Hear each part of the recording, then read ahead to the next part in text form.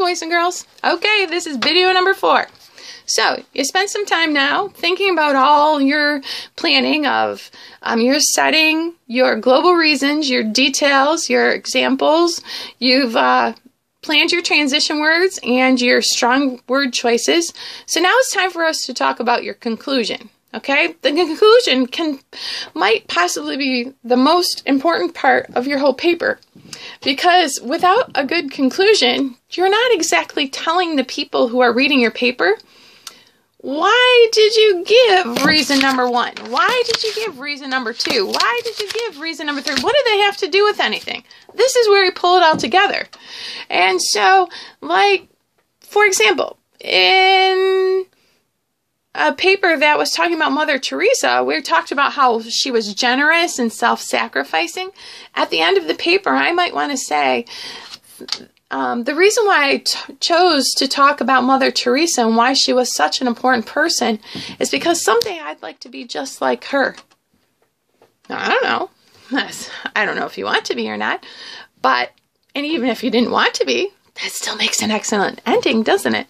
And the next thing that could make an excellent ending could be a quote from that Mother Teresa said, you know? That would be an excellent ending. Let's see.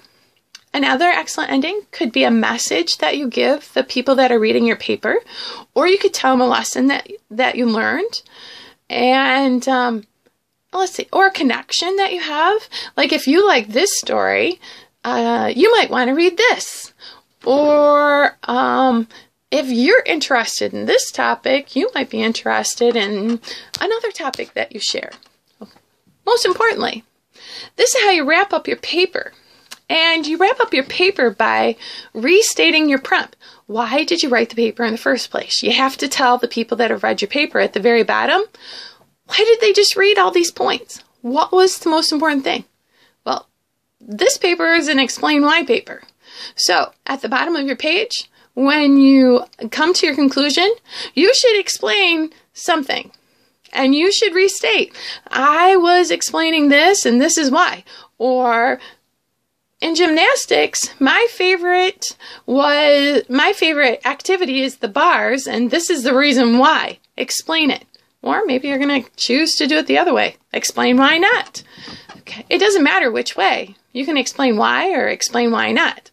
But you have to explain. And then when you're all done, you need to drive it home. And leave your reader with something to think about. You know, it's almost like a lead at the end of a paper. Like a final conclusion thought. For example, this is the reason why I love pizza so much. So, I think I'm going to learn how to make Pizza Hut pizza. Or I'm going to learn how to make Chicago-style pizza.